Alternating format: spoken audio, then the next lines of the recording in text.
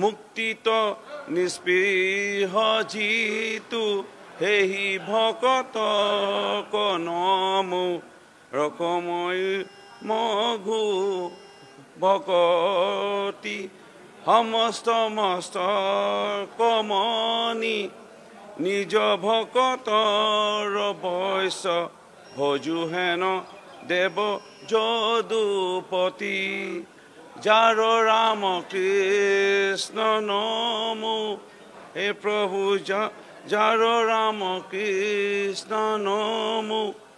মই এই প্ৰাৰ্থনাৰে মই পুনৰবাৰ মাননীয় মুখ্যমন্ত্ৰী ডক্টৰ হেমন্ত বিশ্ব শৰ্মা ডাঙৰীয়া আৰু মাননীয় আমাৰ দলৰ সভাপতি দিলীপ শইকীয়া ডাঙৰীয়াৰ পৰামৰ্শ মৰ্মে মই অসমৰ ৰাইজৰ ওচৰত ক্ষমা বিচাৰিছোঁ।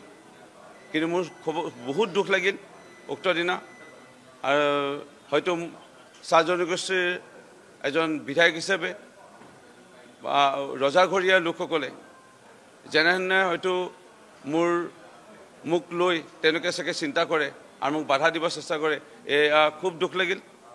ইয়াৰ লগতে আৰু এটা বিষয় দুখ লাগিল, আমি দেখা পাইছোঁ সংবাদ মাধ্যমৰ বিভিন্ন চেনেলৰ যোগেদি যে মিয়ায়ো মানে মোৰ বিৰুদ্ধে এনে কোনো মিয়া বিধায়কে এনে বেয়াকৈ ক'বলৈ মোক মানে সাহস কৰিছে, সেয়া অসমৰ ৰাইজৰ ওপৰত এৰিলোঁ।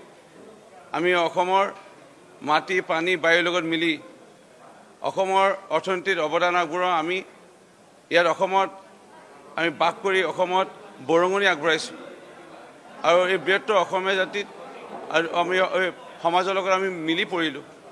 আৰু কোনোবাই মিয়াই আহি পেলাই আমিও খিলঞ্জীয়াই লোক আমাক এনেকৈ বেয়াকৈ ক'ব, ইয়াৰ বিচাৰ অসমৰ মানে ৰাইজৰ ওপৰত এৰিলোঁ। মুক্তিত নিস্পৃহ জিতু হেহি ভকত কনমু ৰকময় মঘু ভকতি সমস্ত মস্ত কমনি নিজ ভকতৰ বৈশ্য ভজু হেন দেৱ যদুপতি যাৰ ৰাম কৃষ্ণ নমো হে প্ৰভু যাৰ ৰাম কৃষ্ণ নমো।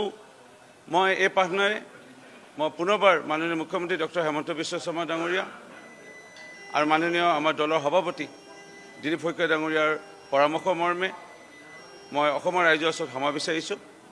কিন্তু মোৰ বহুত দুখ লাগিল উক্ত দিনা, আৰু হয়তো চাহ জনগোষ্ঠীৰ এজন বিধায়ক হিচাপে বা ৰজাঘৰীয়া লোকসকলে যেনেধৰণে হয়তো মোক লৈ তেওঁলোকে চাগে চিন্তা কৰে আৰু মোক বাধা দিব চেষ্টা কৰে, এয়া খুব দুখ লাগিল।